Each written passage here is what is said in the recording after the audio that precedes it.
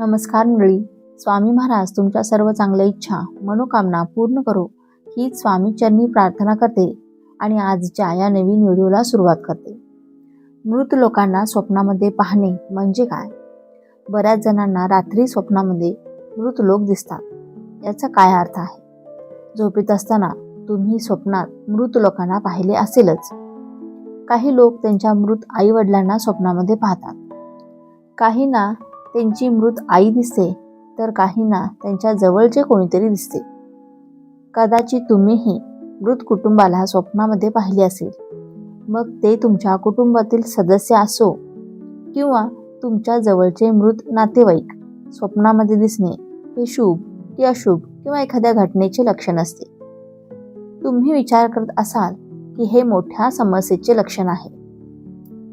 अशा परिस्थितीत मृत नातेवाईकांना स्वप्नामध्ये पाहणे असामान्य नाही. यामागे एक मोठे रहस्य आहे. स्वप्नांचे जग आश्चर्यकारक आणि रोमांचक राहिले आहे. स्वप्ने आपला आत्मा व्यक्त करतात आणि आपल्या वर्तनाबद्दलही बरेच काही सांगतात. जर एखाद्या स्वप्नामध्ये तुम्हाला तुमच्या जवळची एखादी व्यक्ती दिसली जी या जगात नव्हती तर त्याचे अनेक अर्थ असू शकतात. स्वप्ने 3 प्रकारची असतात. आता तुम्ही सांगाल की 3 स्वप्ने काय आहेत? तर काळजीपूर्वक ऐका. ही खूप महत्त्वाची गोष्ट आहे आणि त्याचे खूप खोल गुपित आहे. नंबर 1, पहिली स्वप्ने ती असतात ज्यात कुटुंबातील मृत सदस्य दिसतात. नंबर 2 आणि इतर प्रकारची स्वप्ने अशी आहेत ज्यात देव आणि संतांचे दर्शन होते. नंबर 3, तिसऱ्या प्रकारच्या स्वप्नांमध्ये एखाद्या व्यक्तीला अस्तित्वात नसलेले काहीतरी दिसते. याशिवाय विश्वासानुसार अनेकदा एखाद्या व्यक्तीचे मन अनेक लोकांशी जोडलेले असते. तेच हे लोक आहेत. हे लोक जिवंत देखील असू शकतात आणि अशा परिस्थितीत कुटुंबातील मृत सदस्य देखील असू शकतात. म्हणून आपण आजच्या या व्हिडिओमध्ये पाहणार आहोत की जर मृत कुटुंबातील सदस्य तुम्हाला स्वप्नात दिसले तर हे काय सूचित करते. त्याचे स्वरूप शुभ असो वा अशुभ किंवा मोठी समस्या आहे की नाही, अशी सर्व माहिती आपण आजच्या या व्हिडिओमध्ये पाहणार आहोत. त्यामुळे तुम्ही हा व्हिडिओ शेवटपर्यंत नक्की पहा आणि चॅनेलवरती नवीन असाल तर सबस्क्राईब करा आणि व्हिडिओला एक लाईक करून कमेंटमध्ये भगवान विष्णूंचा आशीर्वाद प्राप्त व्हावा असे तुम्हाला वाटत असेल तर कमेंटमध्ये जय श्री हरिविष्णू असे नक्की लिहा. तसेच बाजूच्या बेल आयकॉनलाही प्रेस करा, म्हणजे जेव्हा कधी मी व्हिडिओ अपलोड करेन तेव्हा त्याचं नोटिफिकेशन सर्वात आधी तुमच्यापर्यंत पोहोचेल आणि तुम्ही एक पण व्हिडिओ मिस करणार नाही. तसेच बऱ्याच लोकांना असे वाटते की जे अकाली मरतात त्यांच्या आत्म्याला शांती मिळते की नाही, त्यांचे काय होते. या व्हिडिओमध्ये अशी सर्व रहस्य आपण उघड होतील जी जाणून तुम्हाला धक्का बसेल. कदाचित तुम्ही यापूर्वी असे कधीच ऐकले नसेल. त्यामुळे तुम्ही हा व्हिडिओ शेवटपर्यंत नक्की पहा. जे लोक हे जग सोडून गेले आहेत, आता या जगात नाहीत, मृत लोकांचे स्वप्न पाहण्याचा काय अर्थ होतो? शेवटी स्वप्नातील मृत आपल्याला काय सूचित करतात? त्यांना आम्हाला काय सांगायचे आहे? त्यामुळे व्हिडिओ अगदी लक्षपूर्वक ऐका. नंबर 1, मृत नातेवाईक. स्वप्नातील शास्त्रानुसार असे मानले जाते की जेव्हा एखादा मृत व्यक्ती स्वप्नामध्ये प्रकट होतो ज्याने हे जग सोडले आहे तेव्हा त्याला कदाचित तुम्हाला काहीतरी सांगायचे असेल. बऱ्याचदा मृत लोक काही आठवणींमुळे आपल्या स्वप्नांमध्ये देखील येतात. त्यांच्याशी आपले खास नाते आहे. जे लोक आपल्या खूप जवळचे आहेत ते मित्र होऊ शकतात. शेजारी किंवा नातेवाईक अनेकदा आपल्या स्वप्नामध्ये दिसतात. अशा परिस्थितीत जेव्हा जेव्हा तुमचे मित्र, शेजारी, नातेवाईक जे आता या जगात नाहीत ते तुमच्या स्वप्नामध्ये येतात तेव्हा तुम्हाला घाबरून जाण्याची गरज नाही. हे काही वाईट चिन्ह नाही. नंबर 2, रडणारी मृत व्यक्ती. मित्रांनो, जर तुमच्या मृतांपैकी कोणीतरी स्वप्नामध्ये दुःखी किंवा रडताना दिसत असेल तर ते सूचित करते की ते काहीतरी अप्रिय असल्याचे लक्षण आहे. याचा अर्थ असा आहे की ती व्यक्ती तुम्ही केलेल्या एखाद्या गोष्टीवर नाखुश आहे आणि त्यांनी जे चुकीचे केले आहे ते तुम्ही सुधारावे अशी त्यांची इच्छा आहे. जर मृत व्यक्ती स्वप्नामध्ये रागावलेली दिसली तर याचा अर्थ तो तुमच्याकडे काहीतरी मागत आहे. कदाचित मृत व्यक्तीची एखादी इच्छा अपूर्ण राहिली असेल जी त्याला तुमच्याद्वारे पूर्ण करायची आहे.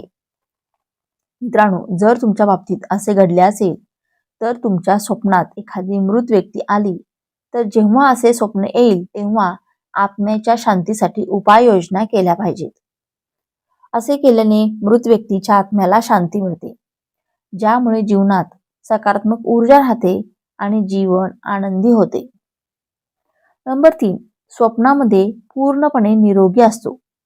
मित्रांनो, जर एखाद्या मित्राच्या जवळच्या मित्रांचे एखाद्या आजाराने निधन झाले असेल आणि तो तुम्हाला स्वप्नामध्ये पूर्णपणे निरोगी दिसत असेल तर याचा अर्थ असा आहे की तो चांगल्या ठिकाणी जन्माला आला आहे किंवा तो जिथे असेल तिथे आनंदी आहे.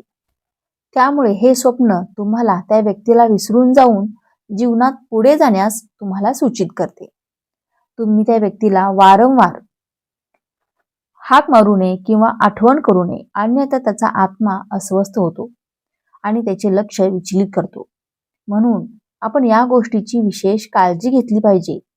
जर एखादा व्यक्ती आता या जगात नसेल आणि तो तुमच्या स्वप्नांमध्ये वारंवार प्रकट होत असेल आणि दिवसात सुद्धा तुमच्या स्वप्नामध्ये दिसून आले तर याचा अर्थ तो असमाधानी आहे. त्याचा आत्मा क्रमाक्रमाने यमलोक आणि नंतर पितृलोक असा प्रवास करतो. नंबर 1, अकाली मृत्यू झाल्यास या प्रक्रियेत व्यत्यय येतो. म्हणून असे म्हटले जाते की आत्म्याला लगेच पूर्ण शांती मिळत नाही.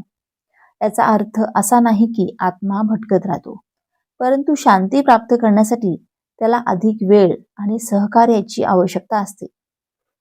नंबर 2, अपूर्ण कर्म.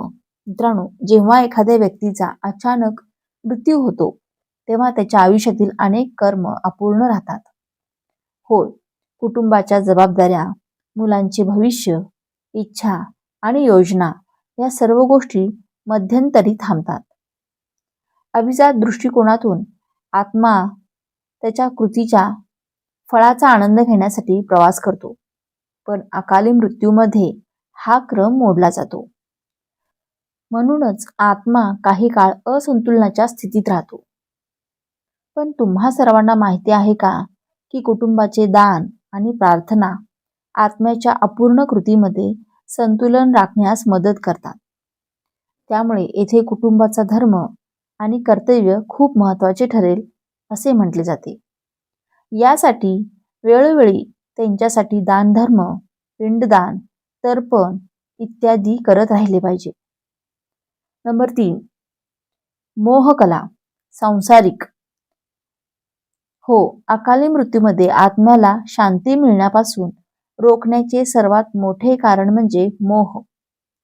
होय, पालकांचे मुलांशी असलेले प्रेम, पती पत्नीचे परस्पराशी असलेले प्रेम, घर, कुटुंब आणि मालमत्तेची चिंता या सर्व गोष्टी आत्म्याला मागे खेचतात. अशा परिस्थितीत आत्मा हे स्वीकारू शकत नाही की त्याचे सांसारिक जीवन अचानक संपले आहे.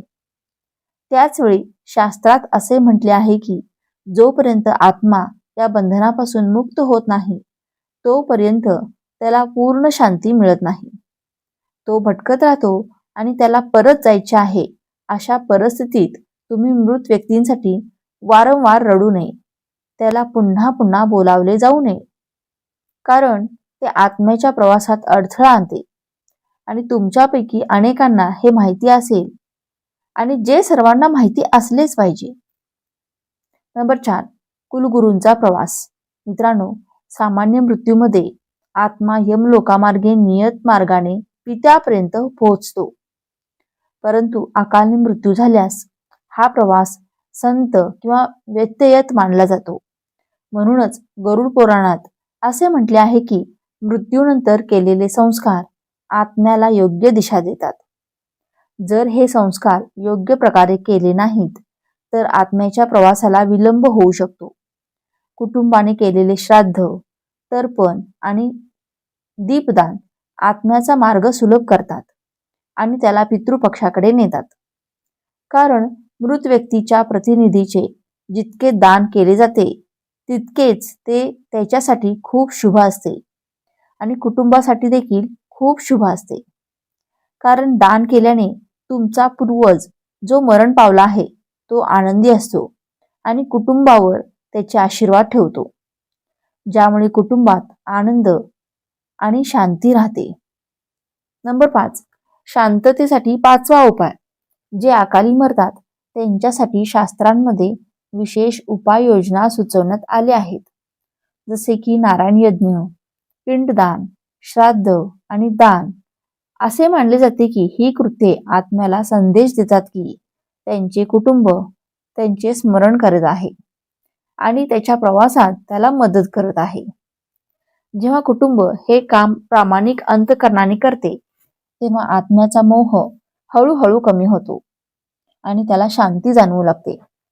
म्हणून धर्मग्रंथांमध्ये दान, तर्पण, पिंडदान इत्यादी म्हटले आहे. त्यांच्या आत्म्याच्या शांतीसाठी हे केले पाहिजे. विशेषतः पितृपक्षात त्यांनी प्रामाणिक अंतःकरणाने पिंडदान, तर्पण करावे. कारण पितृपक्षात असे केल्याने आत्म्याला मोक्ष मिळतो, ज्यामुळे कुटुंबात आनंद आणि शांती, नातेसंबंधांमध्ये गोडवा, वैवाहिक जीवनात आनंद टिकून राहतो आणि नकारात्मक ऊर्जेचा दुष्परिणाम घरातून दूर होतो आणि सकारात्मक ऊर्जा प्रसारित करीत होते, जेणेकरून आनंद आणि समृद्धी टिकून राहते. जर तुम्हाला हा माहितीपूर्ण व्हिडिओ आवडला असेल, व्हिडिओतील माहिती उपयुक्त वाटली असेल तर व्हिडिओला एक लाईक नक्की करा आणि चॅनेलला सबस्क्राईब करून आम्हाला प्रोत्साहित करा. तसेच हा व्हिडिओ जास्तीत जास्त लोकांना शेअर करा. धन्यवाद. श्री स्वामी समर्थ.